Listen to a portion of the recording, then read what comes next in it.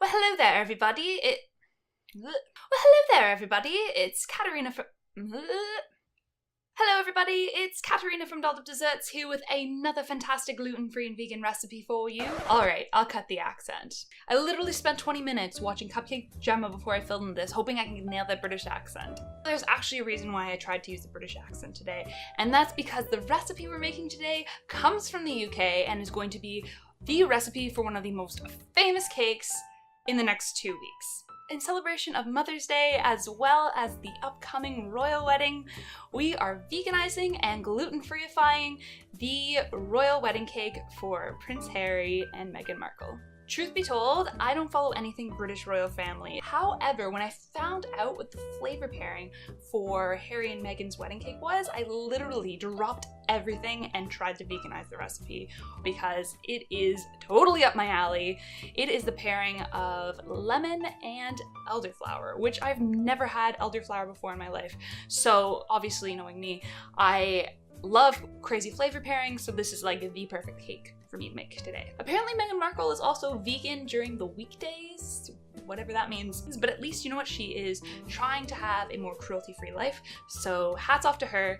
Meghan, if you end up watching this, which you probably won't, but if this gets somehow into your hands, if you would like a slice of actually vegan wedding cake, please hit us up, or you can just make it yourself because I'm about to show you how it's made, or at least my interpretation of it. I'm also feeling super extra today, so instead of just making one vanilla cake mix for the base of the cake, I'm going to make two because I want this cake to be huge, which I'm probably just gonna eat by myself, let's be real. But for those of you who are not super extra, on dolledupdesserts.com on the blog or in the description box below, we are going to actually put the recipe for a single batch of it, and if you'd like to make the extra cake, you just gotta double it. Simple as that. So let's get baking. So in my mixing bowl, I have 750 grams of room temperature non-dairy butter. I'm going to whip it on high speed until it is light and fluffy. To the whipped butter, I'm going to add in 300 grams of non-dairy milk that has been combined with 30 grams of soy isolate protein, as well as 660 grams of icing sugar.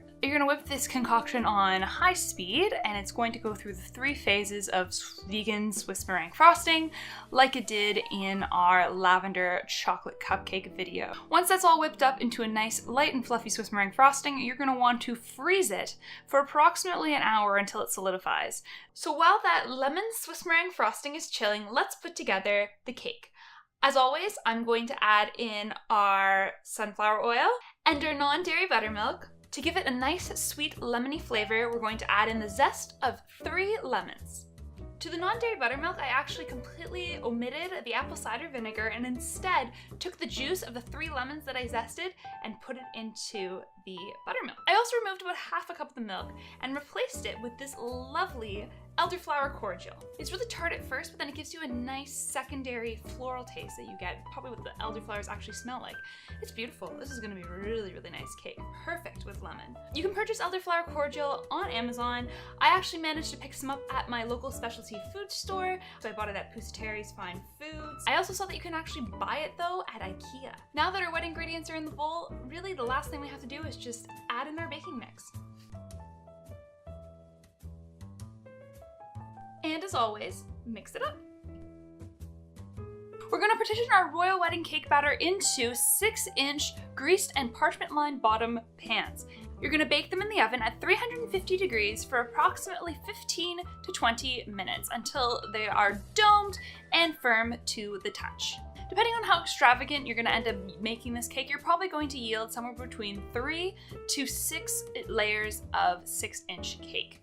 Our icing has cooled, I have rewarmed it up, it has gone back into that classic cottage cheese phase. I'm going to re-whip it on high speed until it becomes a nice, light, fluffy mayonnaise once again. And pipe a little bit of frosting onto your cake card, spread it out with your offset spatula, and then put on your first layer of cake. And because this cake is, and I quote from the actual cake maker, a lemon elderflower bake that will incorporate the bright flavors of spring, we're going to actually incorporate some flavors of spring through berries. I'm going to put in some blueberries and some blackberries, which are close enough to an elderberry. And then once you've put the berries on, you're going to repeat again. Cake, icing, fruit. Now we're going to put on the crumb coat. So you can just kind of go wild here. It doesn't matter if you make a mess.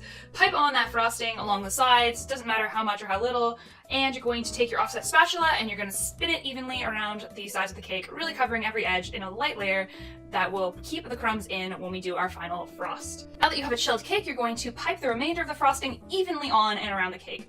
So again, fill up your piping bag and in a spiral around the cake, pipe around the top, and then go along the edges. And once you've piped all that frosting, you're going to take your offset spatula or your cake smoothing blade, and you're just going to spin that cake plate around and around and around until you have smoothed out your frosting into a nice clean line. Don't get discouraged if you can't do this. Just do your best. It can be very challenging and it does take practice, but eventually you get okay at it. And there you have it. The gluten-free and vegan version, the dolled up desserts interpretation of Harry and Meghan's royal wedding cake. Elderflower lemon. I'm so excited to try this cake. It smells amazing. The flowers on top of it too smell amazing. They're actually the official flowers of the wedding, peonies and white roses. So definitely if you're going to decorate the cake, use some wild flowers and check those out. If you want to learn how to actually put flowers on cake, please visit our blog. In the blog for this post for the cake, we will list and show you some resources on how to use fresh flowers in cake, because there's certain methods you gotta do. Thank you so much for watching. I really enjoyed making this cake and I cannot wait to try and eat it. If you enjoyed watching this video and want to check out all the other gluten-free and vegan goodness that is made on this channel, please hit that subscribe button and stay up to date with everything inclusive dessert. And if you decide to make this treat for Mother's Day, you know, to tell your mom that she's truly a princess or a queen, or if you do decide to make it as part of your celebrations for the royal wedding, please tag us at Dolled Up Desserts Baking so we can share it with everybody that we have on our social media networks. They would also make fantastic cupcakes. It might make it a little simpler for you. And other than that, that's it. Thank you so much for watching, and I'm going to enjoy this cake. Wow. Oh my gosh. This is a very complex cake.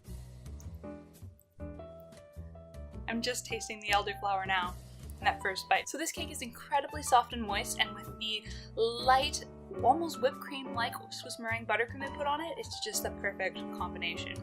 You get a really quick hit of lemon right from the onset, which is perfect, sweet, and a little bit of tanginess, but then the wildflower creeps up on you. And you think all that sourness came from the lemon, but really it was partly the wildflower, and that second taste is actually the flowers. It's just so good. Plus the addition of the berries give it a nice, sweet, juicy tartness. Oh, I love it. I just actually found out while the cake was baking. Did you know they don't even eat the cake at the wedding?